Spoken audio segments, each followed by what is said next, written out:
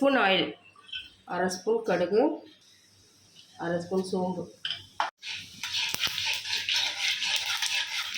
பொரிச்சு கருவேப்பிலை,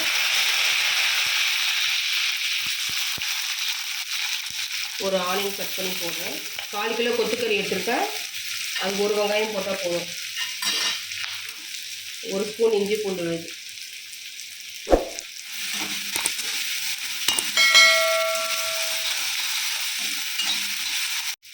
ஒரு மிளகாய் கீரி போட்டிருக்கேன்.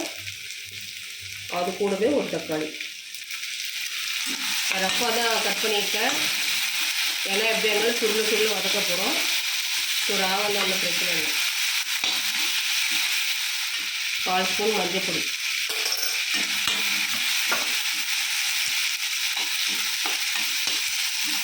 தக்காளி வெங்காயம் வதங்கணும் அவசியம் இல்லை. இப்போ கொத்துக்கறி போட்டுக்கலாம்.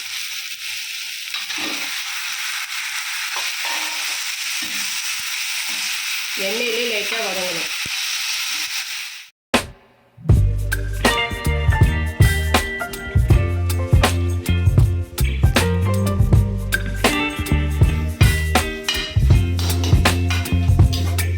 லைட்டாக வதங்கிடுச்சு.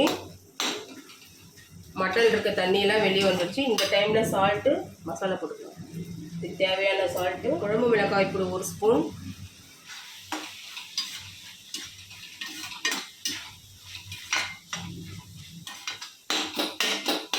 மசாலா லைட்டாக எண்ணெயில் வதங்கட்டும்.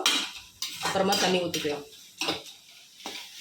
மசாலா நல்லா வதங்கிடுச்சு. இதுக்கு தேவையான தண்ணி ஊற்றிக்கலாம். தண்ணி நிறைய ஊற்றக்கூடாது. சிம்மில் வச்சு பெரட்டி தான் இது வேக வைக்கணும்.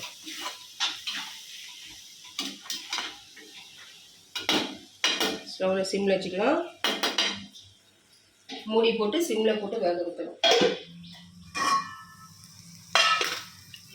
நல்லா நம்ம ஊற்றின எண்ணெயெல்லாம் நல்லா வந்துடுச்சு பாருங்கள். நல்லா வெந்துடுச்சு. சிம்லே வச்சு வேக வைக்கணும். நிறைய தண்ணி ஊற்றினா கூட குழன்னு ஆகிடும். நம்ம விசிபிளாக இது மாதிரி தெரியாது கொத்துக்கறி. இந்த டைமில் பெப்பர் பொடி போட்டுக்கலாம். நல்லா 1 ஸ்பூன் பெப்பர் பொடி, கொஞ்சம் கொத்தமல்லி,